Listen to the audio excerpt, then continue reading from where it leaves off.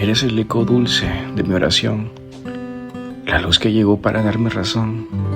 Eres la calma en mi tormenta interior, el refugio eterno, mi mayor amor.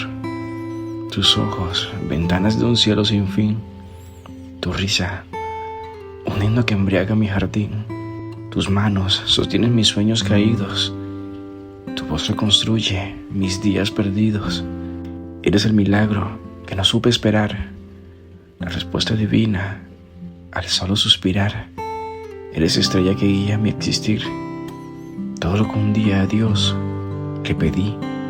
En tu abrazo encuentro la eternidad, en tu mirada la pura verdad. Eres mi fe, mi razón, mi vivir, mi amor eterno, mi más dulce sentir.